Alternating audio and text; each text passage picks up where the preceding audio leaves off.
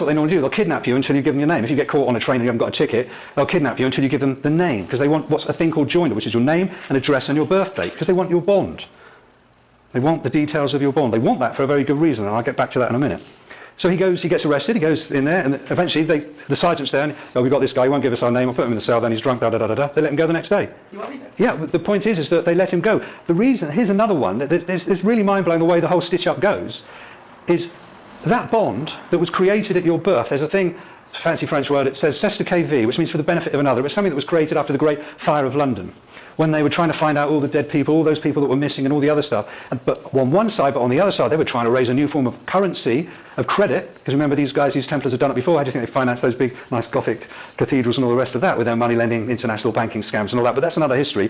But in 1666, after the Fire of London, they created a c'est KV trust. The way they work it in terms of the occult side, they say, okay, you're born, you're created by the divine, and therefore you inherit the earth. And you inherit in abundance. If you can go on the internet, you can check it out. If we lived in the whole planet, 7 billion people lived in the same population density as Paris, we'd take up less than half the size of Texas. All the rest of that space on the planet would be left there. That would be it. It'd probably be crowded and horrible and all the rest of it, but that's about it. So you inherit, if you want to work it out, I took the time and trouble to do it actually. If you looked at it, you can do it online, work out all the nice arable, usable land, not the desert this guy was trying to claim, but that's there now, divided by 7 billion people. Each one individual gets 4 areas the size of Twickenham rugby field. All right, and that's good. That's your birthright. Exactly, that's 4 Twickenham-sized bits of dirt. That's your birthright. But of course, your mother registered you, so they take that asset, don't they, off you? That's your birthright. It's taken from you straight away. But what they do is they monetize it because they monetize you and that asset. And that asset is supposedly, from some researchers, I can't confirm it, but I know there's one lady that came here. She actually managed to find it around about £2 million. So you've got an account that you don't know anything about that's worth about £2 million in today's money. And what happens is this. When your electricity bill comes through, there's like this little check thing at the bottom, isn't there? It looks like an old-fashioned check, and it's got like 3 banks on it. Santander, National Westminster, or something like that. And it says take it to a post office, fill it out, and stamp it, and all the other stuff. Okay, here's a little secret for those who aren't hoodwinked.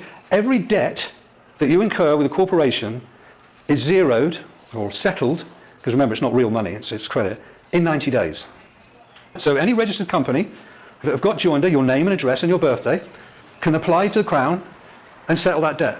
And what they do, and this is what's financing the corporate takeover of the planet, is they get their bills paid for twice. They get it paid by the corporation, because corporations can print their own promissory notes or bills of exchange and negotiable instruments. But what they do is they get it from the second way of funding, which is the money they put into circulation, which is your sweat equity. So they get paid from your bond account, which you don't know anything about, and they get paid by the money that you've had to go and work for, and you pay that bill off, so they get paid twice. And corporations, that's what they do. And the guys that are high up in the financial aspects of those corporations know this stuff. I've dealt with them. You know, and you can play this stuff. You can say to the council tax or whatever it is, that's already been paid. It's 90 days, it's outstanding, it's been done. Prove to me that it wasn't. It hasn't been paid for. And they can't. Because what they're doing is they're technically committing a fraud. Because they're asking, it's a fraudulent, isn't it? If I say, it's cost that much, and you've already paid for it, and I try to get you to pay for it twice, it's fraud, isn't it? For the normal people. Double bubble, isn't it? It's called double dipping.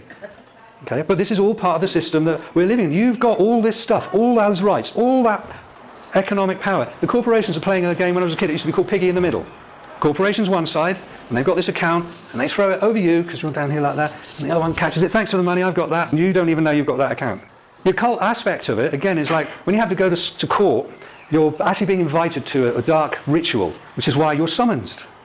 You're summoned to appear, like you're some sort of ghost or a spirit, because that's what they think you are, because that trust that's worth money, they don't tell you about it, but you could have reclaimed that within 7 years. But after 7 years, the law of salvage comes along, and the government say, okay, well, that's a wreck, well, we'll have that. So they salvage that, and they use that. So you can't get it anymore. Even though they know in the real world you're alive and flesh and blood, you know, because you've got your national insurance thing, you know, you go to the NHS, they know you're physical, you know, they'll take blood from you, all the other stuff. This occult system doesn't see it. They're off their dial, these guys. Unless we begin to see that this is what's really going on, instead of just going, oh, no, this is just preposterous, absolutely preposterous. How can this possibly be the case? Unless we kind of just, you know, open up our horizons a little bit, honesty, open-mindedness and willingness, and go, okay, well, I'll entertain this for a while. I'll do a bit of research and see if there's anything, oh, this crazy guy was talking about. Do it yourself. Check it all out. You're summoned to appear in a court. Why are you summoned? Because as far as they're concerned, you didn't collect that account within 7 years. So there, you're presumed dead. So if there's any liability, then they have to summon you, because that's what you are. You're a spirit. I know it sounds absolutely barking, raving mad, doesn't it? But this is the way they do it. Because the way these guys work and they've had many, many years to do this. They know if they can control your mind, then your body will follow. And they will use all manner of things. Just around the corner from here, there's a thing called the Tavistock Institute. For those of you that do a bit of research or do a bit of shrinky stuff like me, no, it really does some good work, but it's got some extremely dark aspects to it. And its whole founding is extremely dark. It's about mind manipulation.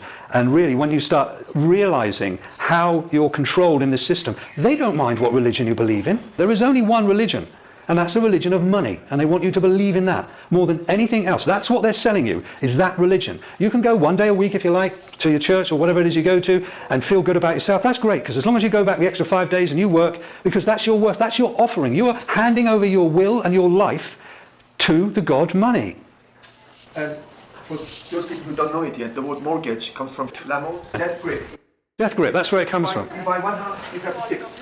By the time you pay the last installment, your life is finished. As soon as you brought up the mortgage thing, say you decide you're going to buy a house in London, so you need £1 million at least, right, to buy a house in London. So you go in there, you go to the bank, and the bankers are the high priests of Baal. All right, God money. They're the high priests. And they sit you down and go, oh, you want to borrow some money? Well, the first thing they want to know is they're putting a scam on you is, what's your sweat equity worth? What do you earn as a slave? How much are you worth as a slave? So the first thing they do is they'll say, okay, we'll get you to sign this. And what they do is they get you to sign, remember, sign of nature, a promissory note. And they've got your name and they've got your address. So they take that promissory note and they put it in an account. And they, out of thin air, create £1 million. They always do it double dealing, double bookkeeping. They've got your bond that you don't know you have, and they've got all your details. So if you die, that's okay. That exists. It's got currency. And then they'll talk you into an insurance policy. It's called a life insurance policy. That's the one they'll like as well. So you go into the bank, and your signature has created £1 million. Okay, right? So in effect, you've actually already bought a house. Right? But then what they do is they talk you into paying another £1 million, which they call the principal. They deceive you by saying that we're lending you this £1 million. So you've gone into the bank as a sovereign, created, living being, soul, flesh, blood, inheritance and everything. Your signature's created £1 million. They've got an undertaking from you now to work for the rest of your life to create another £1 million, and they're going to charge you interest on that as well. So you've created £2 million plus whatever interest they want to put on the top of that. What have the bank risked? A big fat zero. But then that's the religion, isn't it? Because they get you to go out there. You are handing over something of value on a daily basis. When you clock in or you go to work, you're giving the most valuable thing that you've got, your time, your life. That's you paying homage to their God. Okay, you can go one day a week somewhere else and believe that you're doing something else, but physically in your reality, you've got no choice. You're in bondage. You want to talk about freedom? Tell me how long you're going to last without money in your pocket, and then you see how much freedom you got. That's the reality. That belief is so powerful. I mean, if you were to get £100,000 in used notes and just throw it on any street, Trafalgar Square or somewhere like that, you'd see complete insanity. You'd see total violence breaking out. I've worked in rehabs. I specialised in the treatment of addictive clients, you know, drug addicts, alcoholics. And their parents would come in and they would say to me, well, if he's done detox, he's done his cold turkey, surely those cravings are gone. You know, he's not physically addicted to it anymore. I said, no. And they look at me like this. I said, no, it's a psychological addiction, it's the most important thing. I said, they're addicted to a mood and mind-altering substance. And they said, well, we don't understand, you know, as long as he doesn't drink anymore, as long as he doesn't do any more heroin, he'll be fine. You know, that's what changes his mood and his mind. And I say, okay, here's a table. I'll put a wee baggie of smack, some brown on the corner there, a bit of coke, a bit of marijuana, a bit of nice grass, a nice sticky bud, say, something like that would be nice. Some bottles of Moet Chandon, eh? Some Nuit Saint-Georges, a few bottles of Rioja. All right, if you want, a couple of tins of Tennent's. Or special brew. What would you like? And they go, oh no, we're not really interested in anything else. I'll tell you what, I'll put £5 in used 20s. Oh, that'd be nice. How would that make you feel? And they go, oh yeah, that makes me feel great. I say, okay, all these other substances, if you imbibe them, there's a chemical reason that's going to change your mood and your mind. But you're telling me this printed paper is going to make you happy? Is going to change your mood and your mind? Watch them on the game shows when they win something. Watch them with the gambling. Watch them. That's a mood and mind altering substance that's more powerful than all the other ones on the table. Because all the other ones on the table, you can get rid of that addiction. You don't have to be addicted to that. There's ways around that addiction. But that other addiction, that psychological addiction, you try getting along without that one. Even if you want to, even if you try not to. It's probably the hardest addiction that there is. Exactly. So that's what you're kind of dealing with in terms of the mind programming and the addiction. Now it sounds really dark and gloomy and all the rest of it, but there is a solution, and really the solution is always been there. And this is probably why it's going to sound a bit cheesy and corny, that the solution is a thing called a spiritual program, is to reclaim your soul, your sense of value, your sense of worth. You know, and there are plenty of spiritual programs out there that don't demand you give them shed loads of money and all the other stuff. In fact, if you want to find the genuine ones, they'll be the ones that won't be wanting the money from you, because they'll be on that spiritual program themselves. And there will be one out there, if you really want it, that will fit itself perfectly to what you are.